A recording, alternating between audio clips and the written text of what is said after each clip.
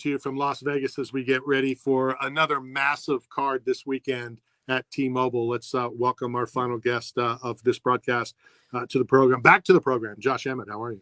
I'm doing great. Thanks for having me. Maybe I should be more professional here and turn it on. Sorry about that. Yeah, I'm doing great. It's great to be here. All right, Matt. So this will be the final time this is brought up. So either I'm right or you're right, but Josh Emmett is going to decide where I was born, where my hometown is, where I was born. Where is your hometown and where were you born? I was born in Phoenix, Arizona, so I'm guessing you were born in Phoenix. But my hometown is Sacramento, California. You know, I born or raised there. All right. So when somebody says, like, where are you from? Do you ever say Phoenix? No. There's always Sacramento. Sacramento. All right. So Matt, I just lied because it's not going to end then. This will continue. I was born in Philly. Okay. In Philadelphia. My mom flew every 2 years to Okay. have the children born in Philly for numerous reasons. Yeah. Same doctor. She was comfortable. My grandparents were there. So I always say I'm from Philly. Yep. And Matt, you know, who's back at the studio says, no, you're not. You were there for 2 weeks, 3 weeks, whatever. And then I was stationed there. But so I was hoping you were going to go the other way. So I lied on the air. I'm going to continue this until I find somebody who agrees with me. What's fight week like for you? You know, I mean, we've had you on numerous times. I mean, you seem, you know, relaxed, you seem chilled, but then we don't know what's going on inside either. Yeah, no, I feel great. You know, fight week is, I don't know, it's always different, but I'm fighting in Vegas, fight capital of the world. I'm undefeated on the West Coast. I'm going to keep it that way. You know, it's a 50-minute flight from Sacramento to Vegas. So I love fighting here. Same time zone. I have all my coaches and team here. And then I have a lot of friends and family trickling in. So yeah, I'm just calm, composed, and I'll stay this way. It doesn't even feel like a fight. I always feel like it's kind of like not a vacation because I'm not enjoying myself with like food and all these festivities, but it doesn't feel like I'm fighting until I'm in the octagon and the ref's like, are you ready? I'm like, yeah, I guess so. Let's go. You know, we talked off the air briefly, the time change, you know, for what us coming out here. How much does that affect a fighter and how early do you have to come so that time change doesn't affect you? Yeah, I think everyone's different with the time change and climate change, where I fought all over the world. I fought on the East Coast, and I've gone out early when I fought out of the country, 10 days notice or maybe 2 week notice before. And I still didn't adjust. And then going to the Midwest or the East Coast, like we were talking about, even though, you know, whether it's 1, 2, or 3 hours, it messes with me. So that's why I'm so glad I'm just on the West Coast. So it's just easier for you. Go ahead, Matt.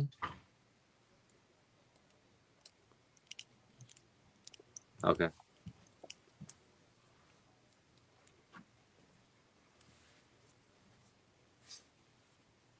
Yep.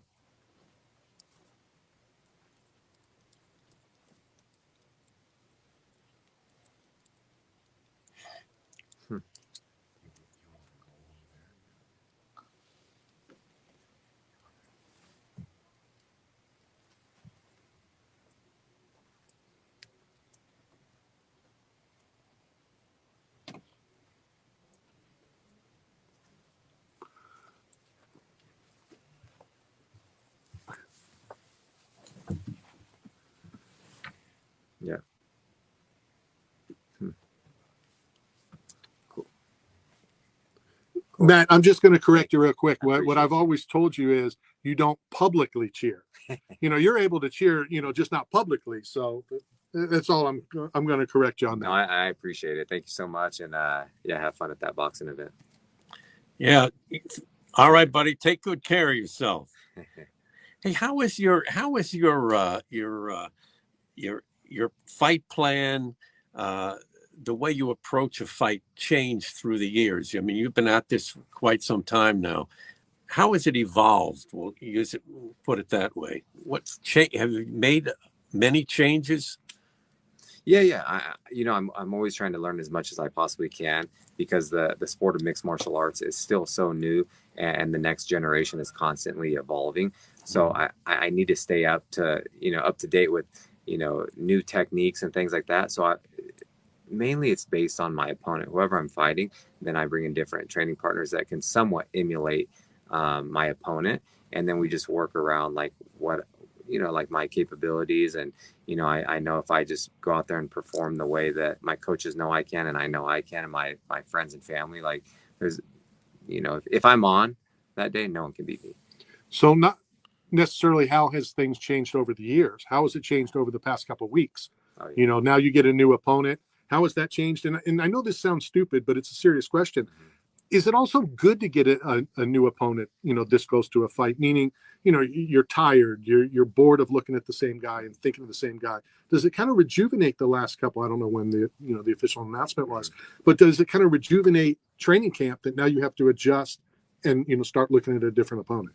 Yeah, I guess if I think about it like that, it's because when you, at least I do personally, in my opinion, when you get offered a fight and you accept it, you have all these different things going through your head, and you're like, then you finally get to the point where, okay, I'm fighting this guy.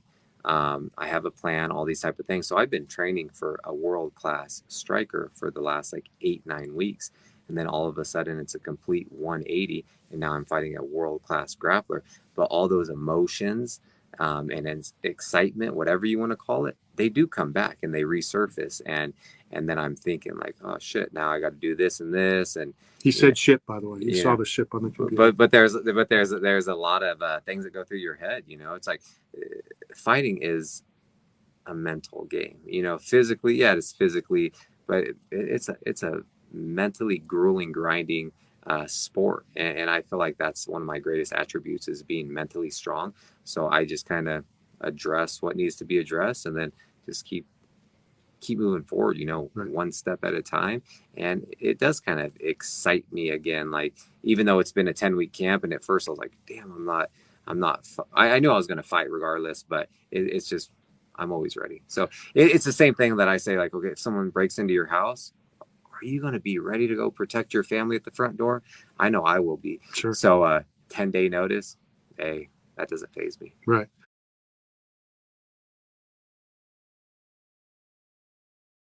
When you got that name, Bryce Mitchell is an up and coming name, not necessarily even what he's done in the octagon, Joe Public, this sport is still growing, that, I've started at the very beginning. When you get a name that a lot of people outside of the sport knows, does that add to it? It doesn't even mean what he's capable in the octagon. Is that more people even know who he is? Yeah, of course. It makes a big difference.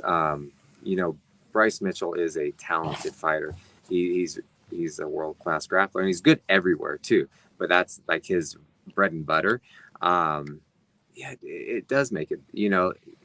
I always go with the toughest opponent, and I go with the biggest name.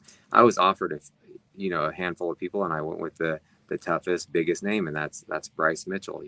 Just because he does have a big following, and I plan on going in there and having a lot of his following come over and become fans of mine now. So it's going to be a phenomenal fight, and yeah, the fans I think are more excited for this fight than my previous opponent. And that's where cheering is allowed. Where other fans. Yeah, of course. Yeah. I know that you have a wrestling background. What about WWE, the scripted wrestling? Are you a fan of that at all? And do you watch it? I'm not a fan now. I used to be a fan when I was a kid, like a young child.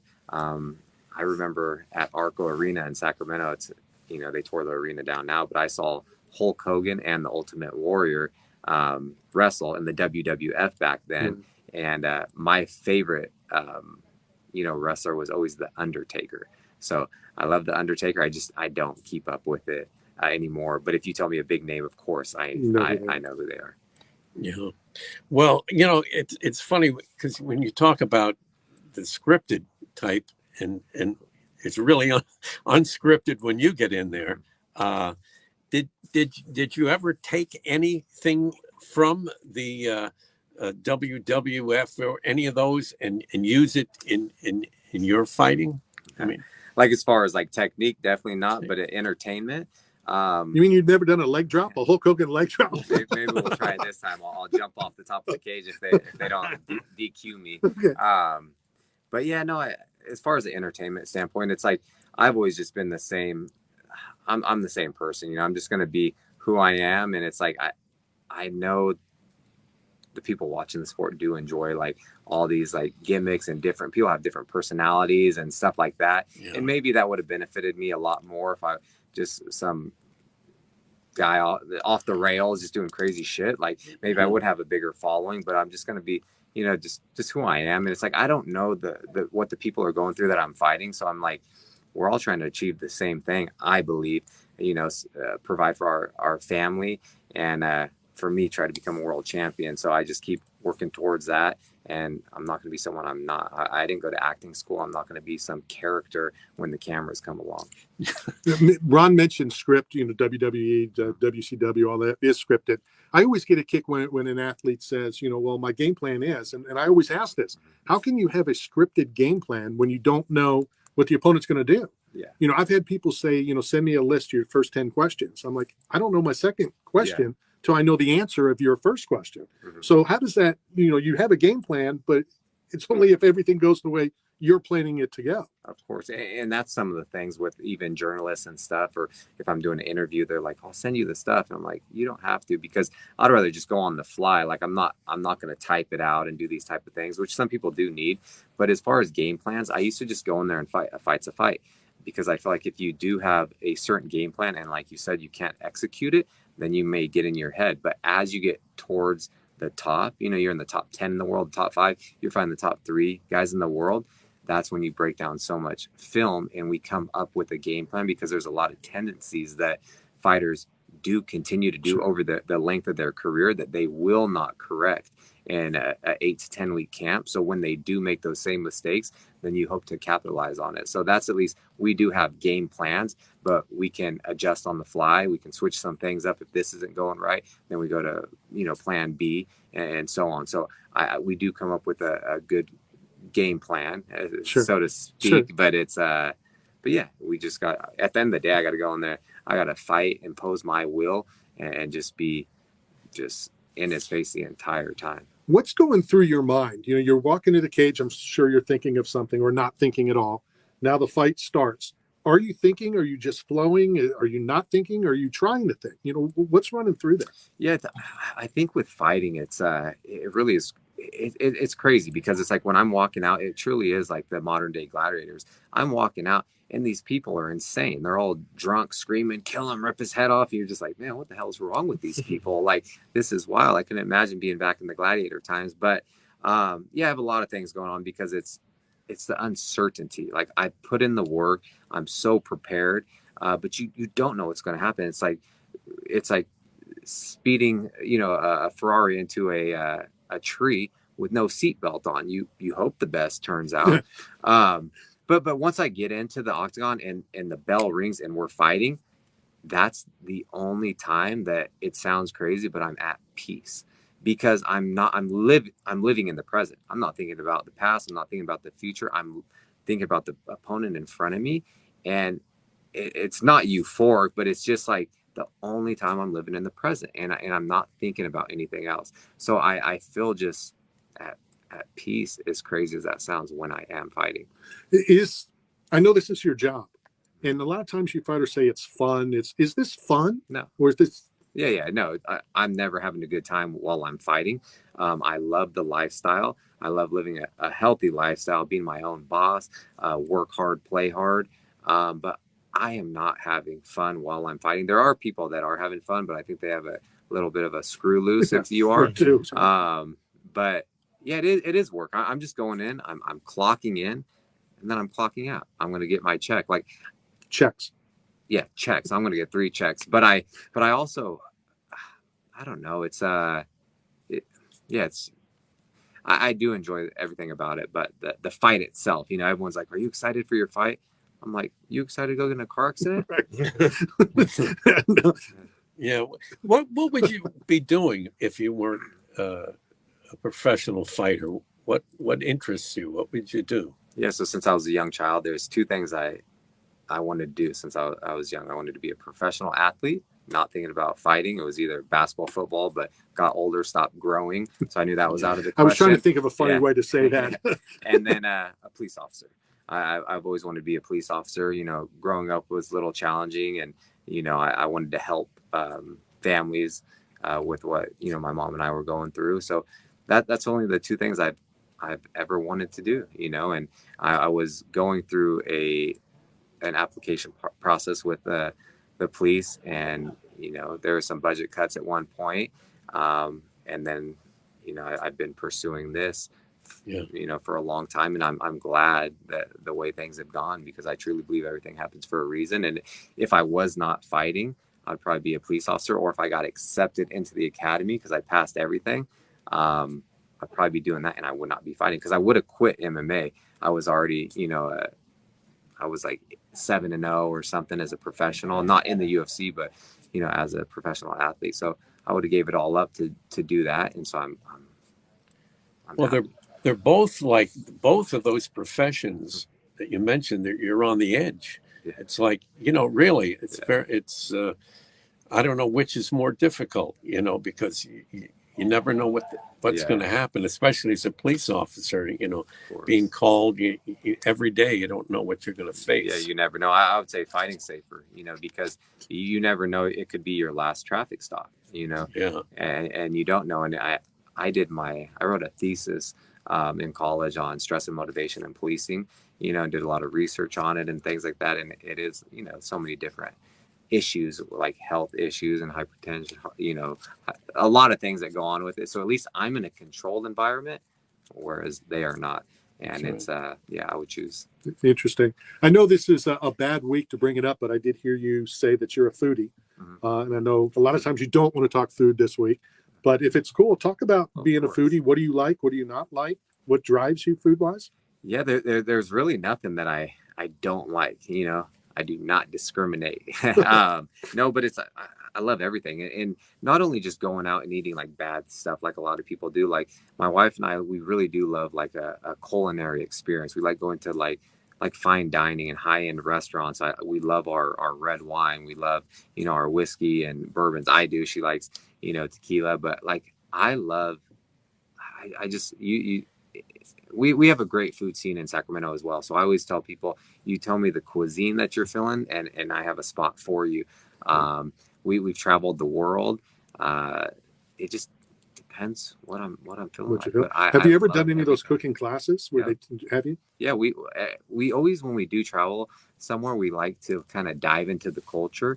And when we went to Vietnam, we stayed with a host family. We trekked through the rice fields of northern Vietnam before COVID was brought over here. We were on the border of Laos and China, hiking for miles and staying with families. We've also gone to Thailand, and we've done the cooking classes where they take all the herbs and chilies and lemongrass from the garden and teach us how to cook it. And then we did the opposite dishes. So we both had 9 different ones. We had 18 meals we cook, and then we're eating. But yeah, we always try to really just immerse ourselves in the culture, and that's a passion of ours, eating and traveling. And of course, Saturday night back in the octagon. Let's end it with this. Give us your thoughts, on Saturday. Bryce Mitchell, like we talked about, a big name. Josh Emmett, a big name. What can everybody expect? What can you expect? Yeah, it's going to be fireworks. I feel like I know what his game plan is going to be. Tough, talented, hungry fighter.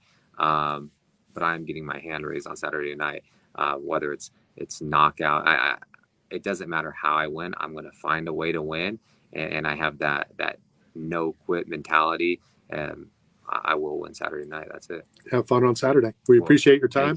We're going to get your address. We'll send you another care package from 8 Man Strong, as well as some cool stuff from Bucked Up Energy Drink as well. Cool. I appreciate you guys. Let's go hit our last break of the afternoon. This is Knockout Radio, coming to you live from Apex here, brought to you by 8 Man Strong, Staff Zone, Bucked Up Energy Drink, and BioAccelerant. Cool. All right. Hopefully that was all right, you guys. Man. You did good. If you don't mind, your address and then your shirt size. Okay. Please. And your shirt size.